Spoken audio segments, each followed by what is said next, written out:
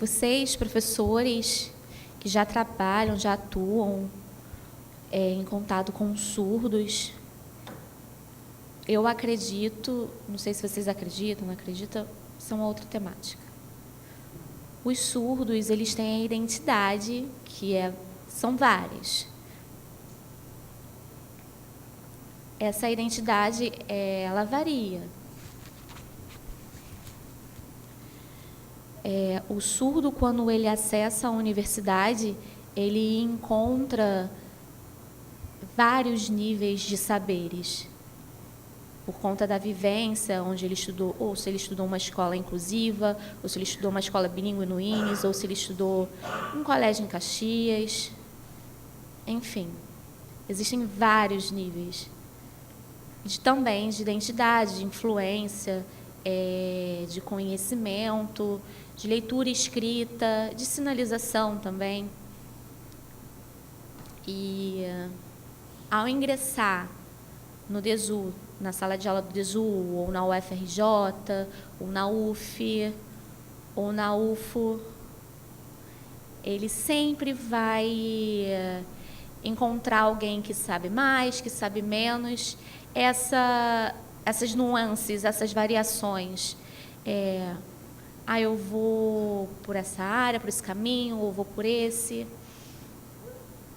Eu quero saber de vocês se é possível, primeiramente, antes de ingressar no ensino superior, ter um grupo de estudos onde ele assimile todo o conhecimento antes de ingressar na universidade. Ficou claro? Vocês concordam?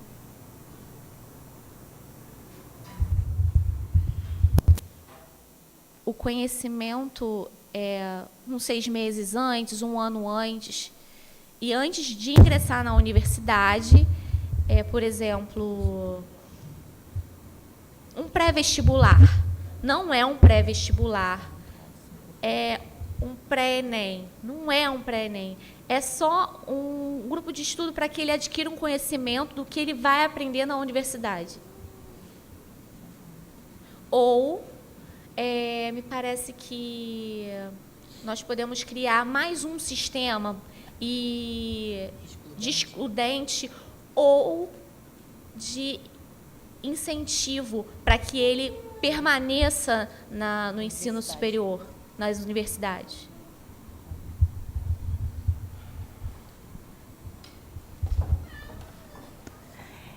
Excelente pergunta.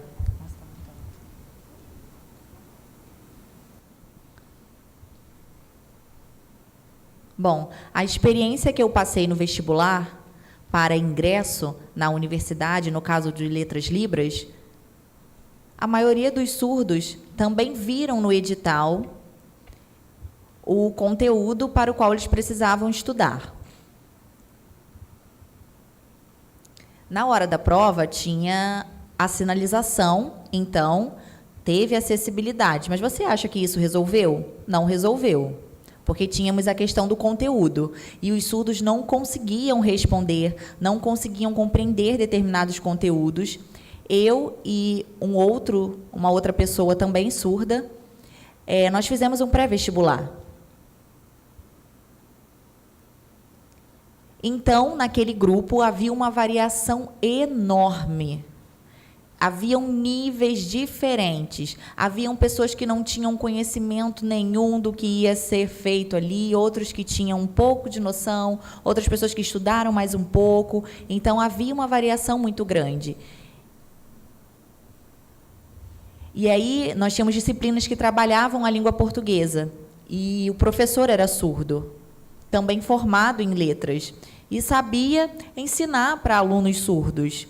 E explicava, a aula dele era maravilhosa, ele era extremamente expansivo, e a aula dele era extremamente visual.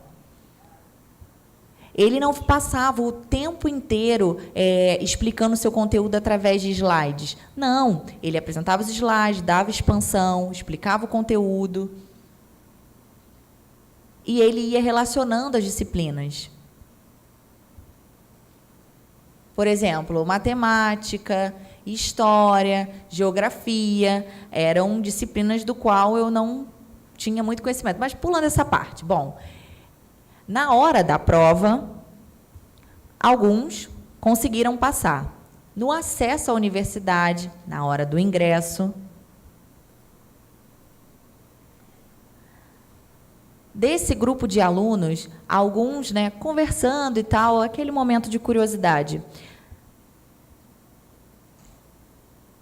Uma certa questão me causou um impacto.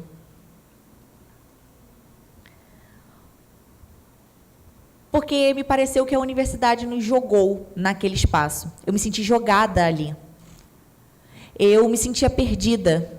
O que eu faço? Eu me senti jogada. Vai, pesquisa. Agora é hora de você fazer o seu projeto.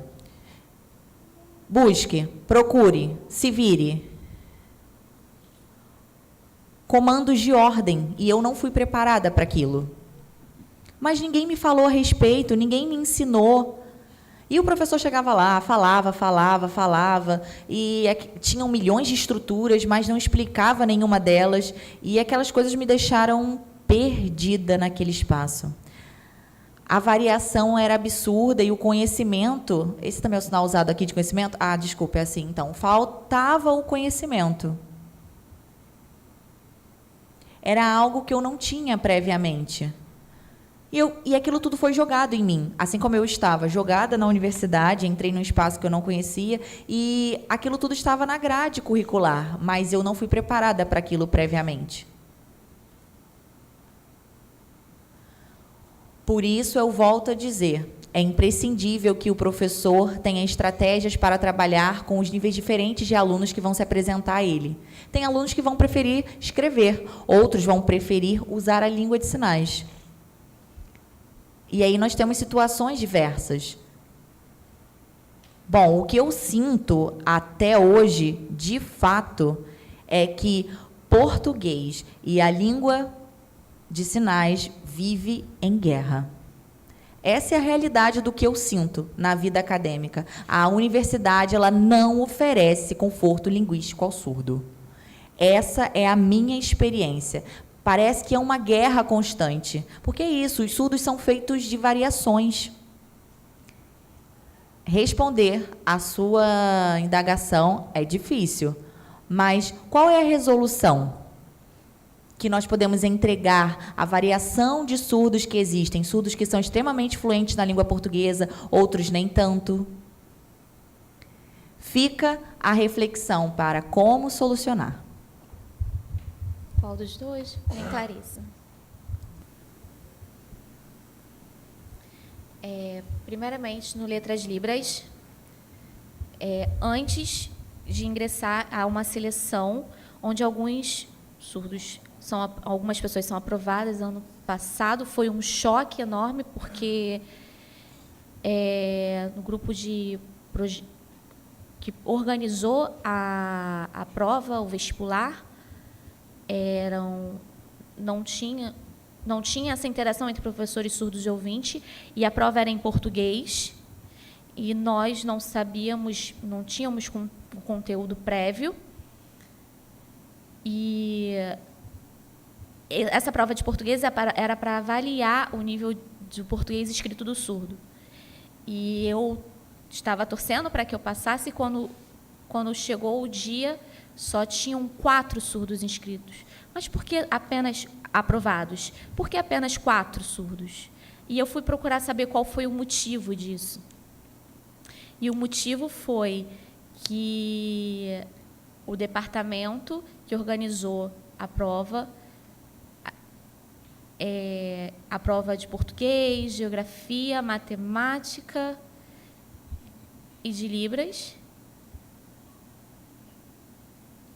não é o mesmo conteúdo da sala de aula. E, como a Flaviane falou, a maioria dos professores das universidades se sentem acomodados e numa zona de conforto e deixam a coisa acontecer. Na pós, eu pedi para que os alunos lessem o artigo, e aí eles me questionaram, mas por quê? Não, peraí, o artigo parecia terem 6 laudas, 6 ou 7 laudas, e para que eles organizassem.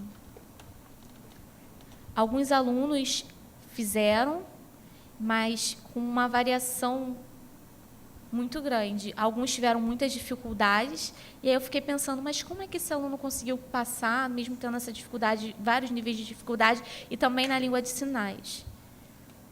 E aí eu comecei a trabalhar esse material em sala de aula, e aí eu percebi que o nível da aula foi baixando por conta disso.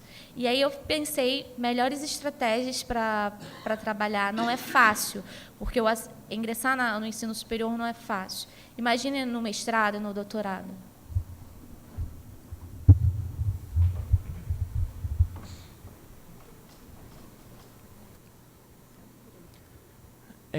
Indo em conta ao que a professora Ana Regina falou e a Flaviana também falou, primeiramente falando a respeito do Enem, que os surdos só pensam em ir para o Letras Libras. E também pedagogia. Apenas esses dois, corretamente. E eu fico pensando em relação ao UFSC, né, que lá é mais o Letras Libras, mas aqui, abrindo a mente a questão do INES também, fica pensando, às vezes a pessoa não tem perfil para ser professor, mas ele acaba entrando para trabalhar nessa área, porque é o mercado de trabalho. Então, o Enem também tem que mudar para ampliar esses cursos e também o mercado de trabalho para os surdos, porque esse é o correto.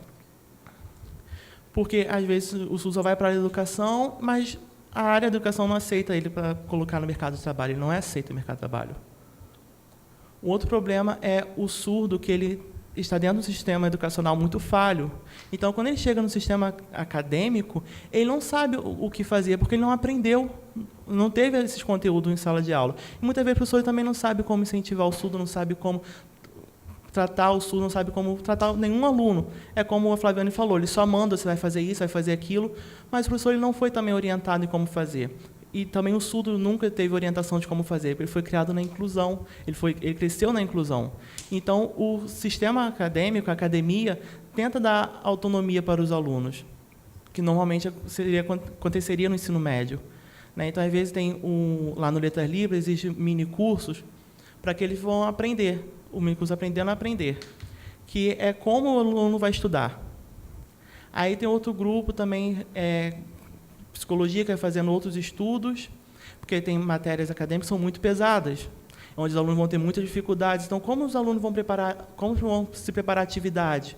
Então, acaba se atrasando muito esse projeto, a organização de aula, do mini-curso, também como vai organizar a aula para os alunos surdos, como é que os alunos vão anotar, como é que eles vão anotar, se eles vão filmar. Então, isso realmente é uma problemática nessa área.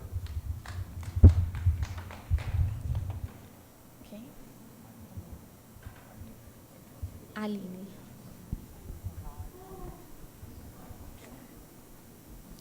Você perguntou... Se há necessidade de criar um grupo para surdo, para que antes da universidade ele tenha acesso a conteúdos da disciplina que ele vai estudar ali na universidade. Me parece isso te parece um sistema excludente? Porque uma sala apenas para surdo, e aí te parece excludente? Entendi. Inferioriza Entendi. o surdo? Ou isso é natural, é uma forma de equiparar, nivelar o surdo? Como isso seria para você? Entendi. Depois eu vou perguntar para você também agora, né? Tá bom. Os surdos entram na universidade, vamos preparar a aula, vou perguntar para você, qual curso seria? De matemática, de engenharia, biologia, história? Porque, de fato, hoje temos a limitação que o surdo, né, ele tem que escolher somente 2 cursos, 2 áreas, ou letras libras ou curso de pedagogia. Se o surdo quer fazer medicina, peraí, entendeu? Ou o surdo quer fazer engenharia, um engenheiro surdo, você consegue entender? Então, dentro da universidade tem que ter realmente esse debate, porque já fazem 20 anos, né, que os alunos entram do ensino médio já com uma certa dificuldade, né, uma dificuldade enorme em português. A grande maioria de ouvintes tem essa dificuldade, não sabem escrever perfeitamente de uma forma acadêmica. Já existe um debate sobre isso, uma discussão sobre isso, se a universidade ela consegue, de fato, criar um grupo para dar um suporte nessa área, você consegue entender? Para fortalecer esse aluno, para posteriormente ele conseguir ingressar nas suas disciplinas, nos seus cursos. Mas a gente percebe que tem uma dificuldade. E também, um outro tema importante também tem a questão dos surdos, né? Porque hoje a proposta está que mudança já do ensino médio. A mudança do ensino médio já está posta aí, né?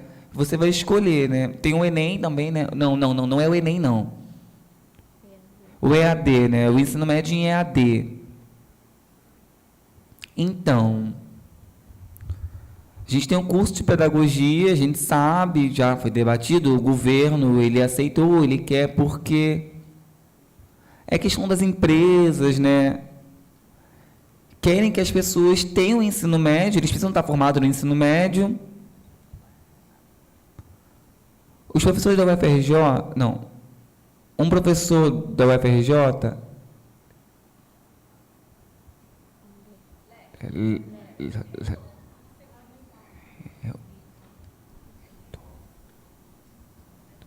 reitor Roberto Lê, ele já escreveu um tempo sobre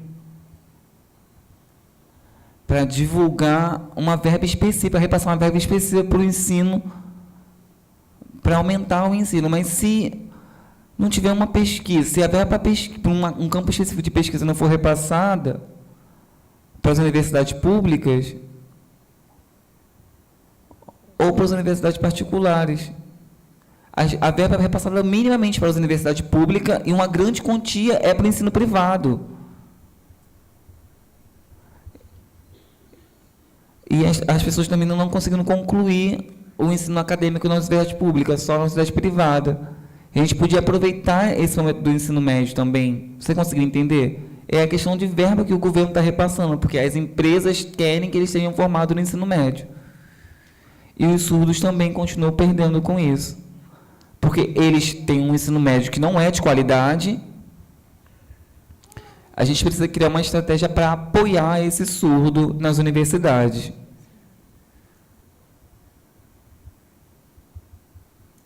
Orientar as universidades a fazer um grupo de apoio, monitoria, porque são vários cursos que a universidade oferece.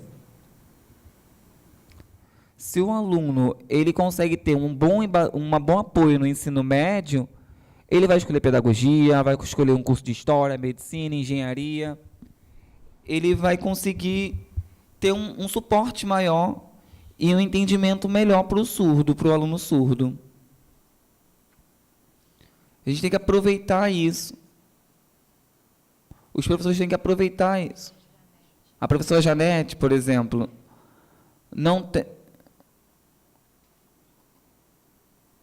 nas escolas públicas, assim, ela viu que quase não tinha surdos nas escolas públicas. E como é que seria com o surdo? Ela precisava entrar, o surdo tinha que ir lá e se esforçar para conseguir esse ensino. Porque dentro das universidades tem muita dificuldade. Somente letras livres ou o curso de pedagogia. Só tem essas duas áreas. Assim é muito fácil, né? Aí você tem turmas, você cria um grupo de apoio, mas e antes, como é que seria? Porque o surdo ele tem o direito de escolher o que ele quer fazer, o futuro dele.